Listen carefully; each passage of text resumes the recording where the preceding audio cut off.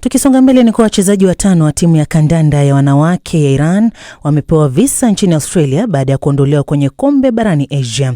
Waziri wa uhamiaji Tony Burke anasema wamehamishwa hadi eneo salama na polisi Australia na kwamba wachezaji wengine wa kikosi hicho wanakaribishwa kubaki nchini Australia. Egan Sala na taarifa kamili. Wanawake hao walikuwa wamepangwa kusafiri kurudi nyumbani, lakini wafuasi wao walieleza wasiwasi kuhusu usalama wao baada ya timu kukataa kuimba wimbo wa taifa kabla ya mechi yao dhidi ya Korea Kusini wiki iliyopita. Hali hiyo imesababisha ukosoaji mkali nchini Iran, ambapo mchambuzi mmoja wa kiafidhina aliishutumu timu hiyo kwa kuwaita, nami na nukuu, wasaliti wakati wa vita na kupendekeza wachukuliwe hatua kali za adhabu. Mpango wa visa za kibinadamu wa Australia hutoa ulinzi wa kudumu kwa wakimbizi na watu walio katika mahitaji ya kibinadamu. Wenye visa hiyo wanaruhusiwa kuishi, kufanya kazi na kusoma nchini humo. Wachezaji wengine waliosalia wa timu hiyo wamepelekwa katika uwanja wa ndege wa Gold Coast na wanatarajiwa kusafirishwa kwa ndege kuelekea Sydney baadaye jioni ya leo. Tuko tayari kutoa msaada kwa wanawake wengine katika timu, tukitambua kwamba hii ni hali nyeti sana. Hata hivyo, uamuzi unasalia mikononi mwao. Tunawaambia wazi, ikiwa mtahitaji msaada wetu, basi mjue kwamba msaada huo upo tayari. Ni juu yao wenyewe. Lakini tunawaambia kama wanahitaji msaada wetu, basi msaada upo. Kocha wa timu hiyo alizuiliwa kwa muda mfupi na makumi ya wanaharakati waliokuwa wakijaribu kuwashawishi wachezaji wengine wabaki leo. Tuko tayari kutoa msaada kwa wanawake wengine katika timu, tukitambua kwamba hii ni hali nyeti sana. Hata hivyo, uamuzi unasalia mikononi mwao. Tunawaambia wazi, ikiwa mtahitaji msaada wetu, basi mjue kwamba msaada huo upo tayari. Ni juu yao wenyewe. Lakini tunawaambia kama wanahitaji msaada wetu, basi msaada upo. Kocha wa timu hiyo alizuiliwa kwa muda mfupi na makumi ya wanaharakati waliokuwa wakijaribu kuwashawishi wachezaji wengine wabaki nchini Australia. Baadhi ya waandamanaji walilala barabarani chini wakijaribu kumzuia kocha asiendelee kusonga mbele. Wachezaji walishuhudia tukio hilo wakiwa ndani ya basi. Baadaye waziri mkuu wa Australia Anthony Albanese alithibitisha kwamba wachezaji 5 wamepewa visa vya kibinadamu. Ni juu yao wenyewe, lakini tunawaambia kama wanahitaji msaada wetu, basi msaada upo. Jumapili jioni, mamia ya wafuasi walizunguka basi la kocha wa timu ya Iranian Lionesses lilipokuwa likiondoka uwanjani katika uwanja wa Gold Coast, huku wakipiga kelele za waokoe wasichana wetu.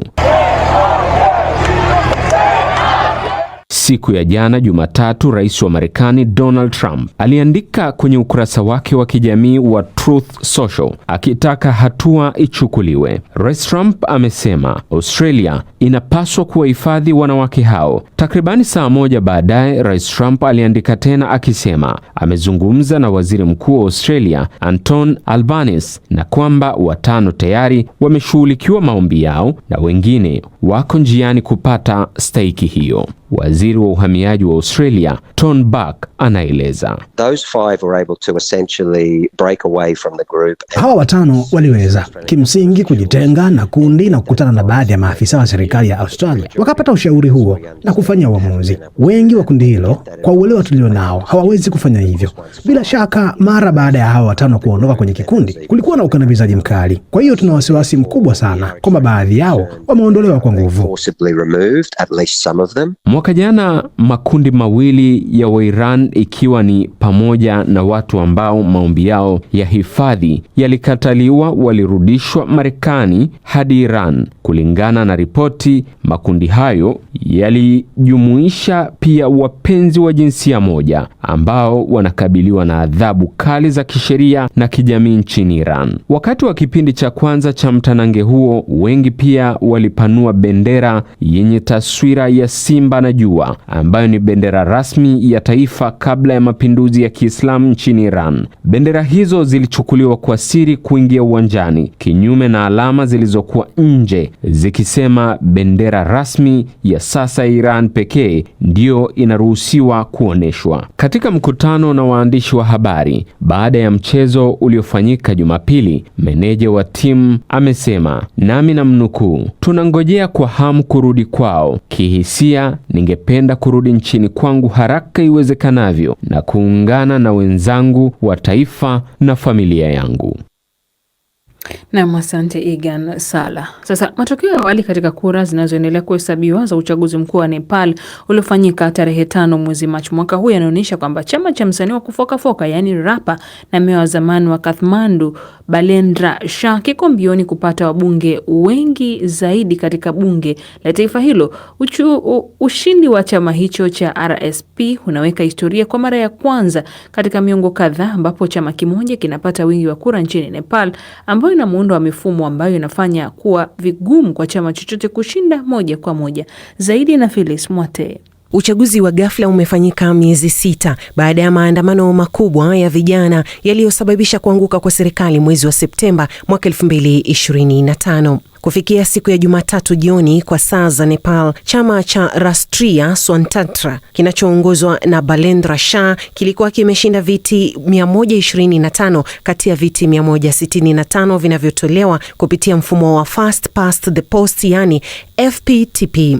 Chama hicho pia kinatarajiwa kupata angalau viti 58 kati ya 110 vinavyotolewa kupitia mfumo wa Proportional Representation yani PR, kulingana na makadirio ya BBC Nepal yaliyotokana na takwimu za hivi karibuni za tume ya uchaguzi ya Nepal. Hii ina maana kuwa chama hicho kinaweza kupungukiwa na kiti kimoja tu kukosa kupata wingi wa theluthi 2 bungeni. Matokeo ya viti 164 kati ya 165 vya mfumo wa FPTP tayari yametangazwa, huku shughuli ya kuhesabu kura za uwakilishi wa uwiano ikiendelea. RSP imempendekeza Balendra Shah kwa mgombea wake wa wadhifa wa waziri mkuu. Alimshinda aliyekuwa waziri mkuu wa Nepal KP Sharma Oli katika jimbo lake la ubunge, hatua inayompendekeza zaidi kuwa waziri mkuu ajaye wa nchi hiyo. Kwa takriban miaka 35 iliyopita ni vyama vitatu tu ambavyo vimekuwa vikiongoza. Sasa kuna mwanga mdogo. Kuna matumaini kwamba kizazi kipya kitatuongoza na tutapata maendeleo. Generation will lead us towards progress. Ikiwa atathibitishwa katika nafasi hiyo, atakuwa waziri mkuu mwenye umri mdogo zaidi katika historia ya Nepal. Tunapinga ufisadi na hatuwezi kupata ajira hapa, na pia kuondoka kwa wataalamu wakielekea nchi zingine kunakuwa tatizo kubwa zaidi katika nchi yetu. Afisa mmoja wa tume ya uchaguzi amesema kwamba shughuli ya kuhesabu kura zote itakamilika kufikia Jumanne jioni kwa saa za huko, na kwamba itachukua angalau siku 4 kwa tume hiyo kutangaza rasmi matokeo ya mwisho. Kasi ya kutolewa kwa matokeo ni tofauti kubwa na uchaguzi uliopita. Katika uchaguzi wa mwaka 2022 ilichukua karibu wiki 2 kutangaza matokeo. Takriban watu milioni 19 wakiwemo karibu wapiga kura milioni 1 wapya walijiandikisha kushiriki katika uchaguzi wa kuwachagua wabunge 275. Tume ya uchaguzi vilevile imesema kwamba karibu 60% ya wapiga kura waliojiandikisha walishiriki katika uchaguzi huo. Nchi jirani ya India, ambayo kihistoria imekuwa na ushawishi mkubwa katika siasa za Nepal, inafuatilia kwa karibu matokeo hayo. Mahusiano yake na aliyekuwa waziri mkuu KP Sharma Oli yalikuwa na mvutano. Hii ni kwa sababu India ilimuona Oli kama kiongozi aliyekuwa akisisitiza kuimarisha uhusiano na China, ambaye ni mpinzani wake kimkakati wakati akiwa waziri mkuu. Aidha, China ina ushawishi mkubwa nchini Nepal na inatarajia kuwa serikali yoyote itakayoundwa itaunga mkono maslahi yake nchini humo. Kwa upande mwingine, Marekani pia imekuwa na mchango mkubwa katika uchaguzi huu na inaonekana kuwa karibu zaidi na India katika malengo yake ya kimkakati kulingana na wachambuzi. Phyllis Mwate, Dira ya Dunia, BBC.